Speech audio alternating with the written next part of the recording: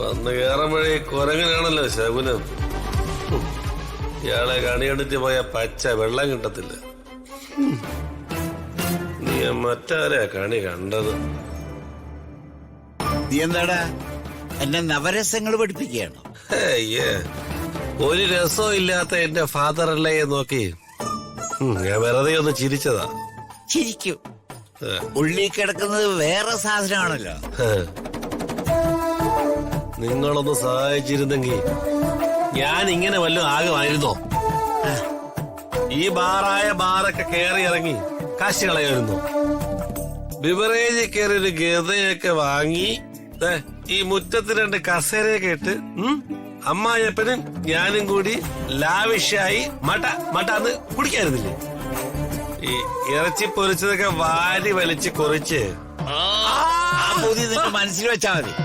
സാധാരണ അമ്മായിയപ്പനും മരുമോനൊക്കെ ഇങ്ങനെയൊക്കെ പതിവ്. ഞാൻ സാധാരണ അമ്മായി അച്ഛൻ അല്ല.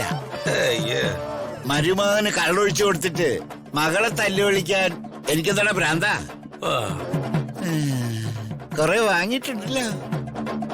ആരെ ചുറ്റിച്ചു? ഇതാരെ ചുറ്റിച്ച് പറ്റിച്ചൊന്നുമല്ല. ഇതെന്റെ ഭാര്യയ്ക്ക് വേണ്ടി ഞാൻ വാങ്ങിച്ചത്. ഭാര്യയ്ക്ക് ഇതൊക്കെ വാങ്ങിച്ചു കൊടുക്കണം. അതൊക്കെ ഭർത്താവിന്റെ കടമയാ. പക്ഷേ അതിനൊരു അന്തസ് വേണം. ഭാര്യ ഒരു സാരി എടുത്ത് വഴി കൂടെ പോകുമ്പോ ആരും മനസ്സിൽ പോലും പറയരുത്, ദേ അവൾ ഉടുത്തിരിക്കുന്ന സാരി എന്നെ പറ്റിച്ച കാശുകൊണ്ട് മേടിച്ചതാണ്. ഇങ്ങേരുത് എന്തോന്ന് വന്ന് കേറിയപ്പോഴേ ഒരുമാതിരി ചൊറിയാൻ നോക്കുന്നു. പ്രിയ